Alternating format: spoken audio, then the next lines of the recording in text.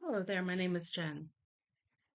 I'm a writer, a teacher, a mother, a daughter, a sister, a niece, a granddaughter, a friend, a coworker. I'm a citizen of this planet. It doesn't really matter. All these labels that we all give ourselves, the alphabet behind our names, you know, master's, doctorate, whatever. None of that really is integral to who we are as a person here. What matters is that we are each other. I am you and you are me. And we are here on this earth, on this planet, learning how to live on it, learning how to survive it, learning how to um, love ourselves. We can't really love anyone else unless we learn how to love ourselves first. So, I need to talk about what's happening in the world right now.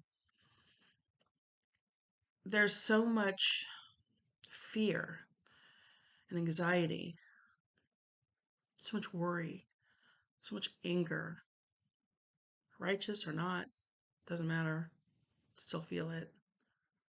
Um, there's so many people who think they have the way to fix everything. There's so much division within this country of the United States. I know it's happening in a lot of other countries too, but it just seems like here it's really, really pronounced. We can sit around and blame others, but we really just need to take responsibility right here. What did we do to allow it to happen? How did we help create division within ourselves, within our communities, within our families? The last 5 years have been pretty tough. We've seen a dramatic change, not just in our society, in our governments, um, but within our own personal families. And that's really, really hard. So, you know what? Let's just all agree to disagree. We all think differently. We all value different things. We all think different things are important. They don't always have to agree with each other. Our ego really gets involved with being right all the time. Let's just take that ego and put it on the shelf, okay? So, I am you and you are me, and we're all going through this together. So, let's stop talking about how so and so is at fault and figure out how we can solve the problem, okay? We need to affect positive change in our lives for our own personal self, within our families, within our communities, our churches, our schools, our businesses, our governments. Okay. And we can only start with us, with number one here. We're not really in control of anyone else. We can't make anyone do anything they don't want to do. I mean, it's obvious. All we can do is take charge of this person right here. So for me, I am making a choice not to give any attention whatsoever to the darkness that has been trying to push its agenda on our whole planet forever. But most especially, it seems like in the last few decades. It just, for myself, I'm empathic. I'm an empath. And I can feel it so strongly.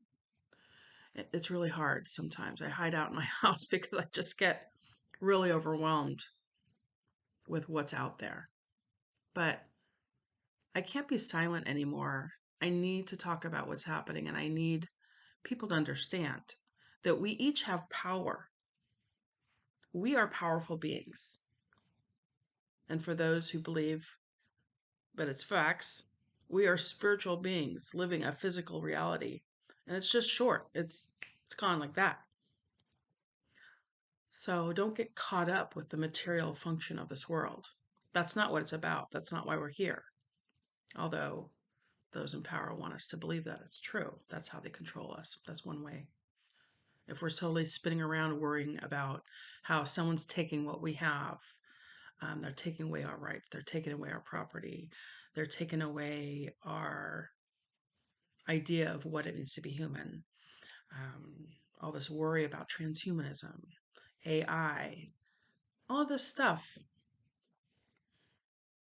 Are you going to let it happen to you? Are you making the choice to take that on for yourself? No, then don't worry about it. Just let it go. So we can affect positive change in our own lives. One of the ways that we can do this, and that I have done this myself, and it's effective, it definitely works, is by putting your phone down. Shockers. Okay, I grew up in a generation where we didn't have cell phones for a long time.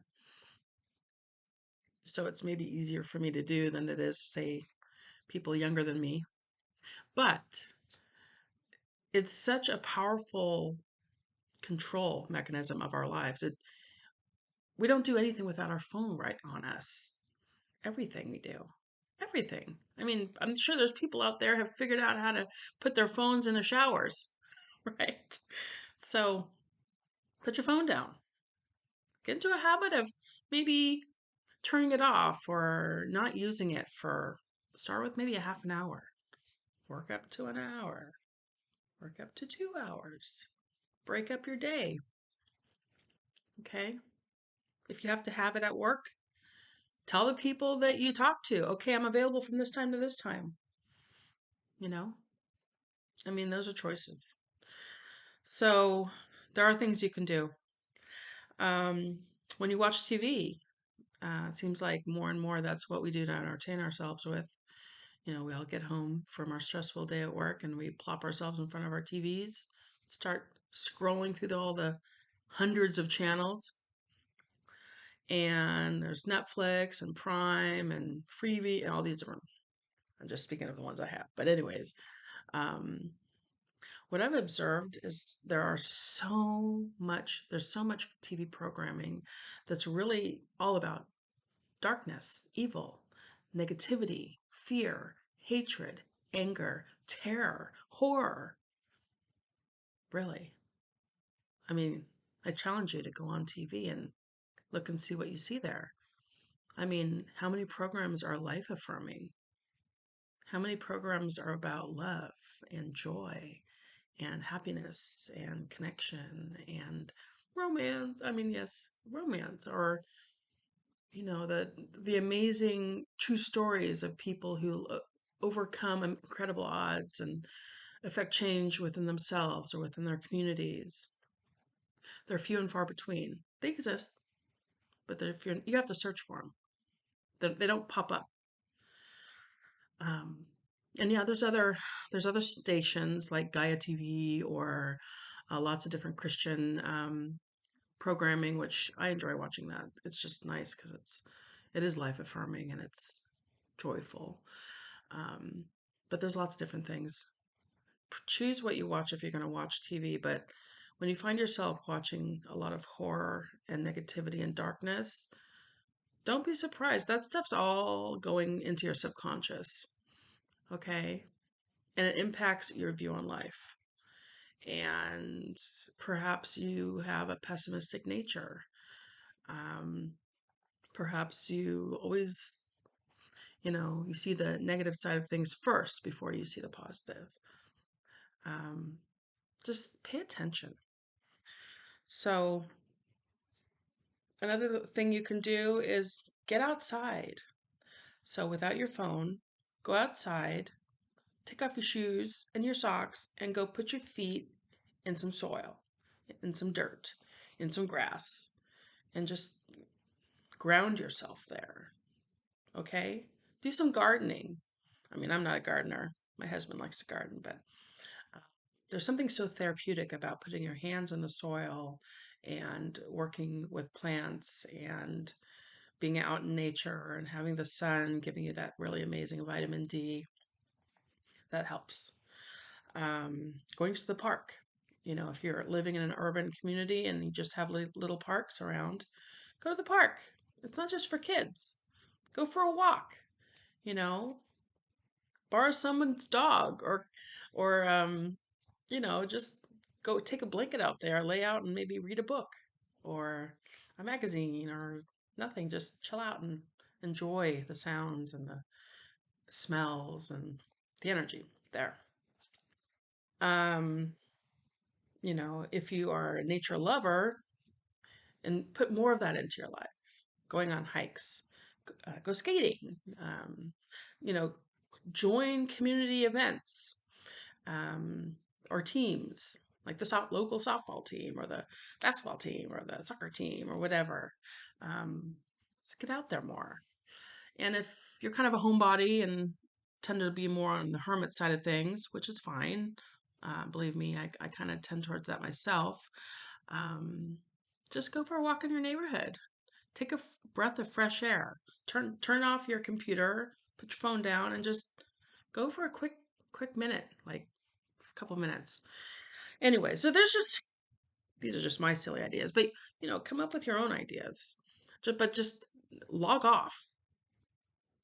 I think if we disconnect from the darkness for a while, we'll have an opportunity to allow the light and the joy that's within us to kind of get out and maybe impact others. So the other thing I want to say is we need to learn how to love ourselves more. Um, if we were more loving with each other and with ourselves, if you could look into the mirror and say to yourself, and sincerely mean it, which is very hard to do. I challenge you to do this because it's very hard to do. Look yourself in the mirror and say, you know what? I really love you. You're amazing. You're incredible. There's no one like you. You're beautiful. And I wanted you to know that because I love you. Okay? Try doing that. It's challenging. And it's people who can't do it. I couldn't do it before. And then I just practiced and got to the point where now I can say it without laughing.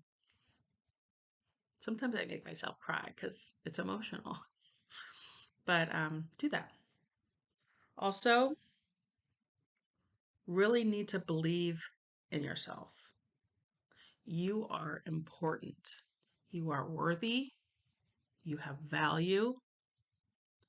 You need to know this. It doesn't matter if there's no one else in your life telling you these things. Really, you don't need them to tell you these things. You need to tell yourself these things because really that's all that matters. If you're fortunate to have someone in your life telling you that you are valuable and that you are important, that you are worthy, that's great. That's wonderful. Not everyone has that, but we all have the capability of giving that to ourselves. And if we can truly love ourselves, then we can be okay with not needing to hear it from others. And if we can truly love ourselves and appreciate ourselves, then we're able to see how we can love others, how we can value others. And maybe just a little bit by a little bit, we can start affecting change, okay, within ourselves, within our families, within our communities. That's really the only areas that we have any control over. So finally, the last thing I want to say, I know this has been lengthy. The last thing I want to say is that you are here to change the world. Yeah, you. Okay? You are here to change the world. And how do you do that? By loving yourself. Look deeply into your own eyes and love yourself. Feel it right here. Does it feel empty? Is it sore? Is it sick feeling? That's telling you that you haven't been loving yourself enough or at all. Okay? You are important. You are beautiful. You are deeply loved. We can do this. We can change the tides. I need you to believe it and I need you to know it. And the time is now. Thank you.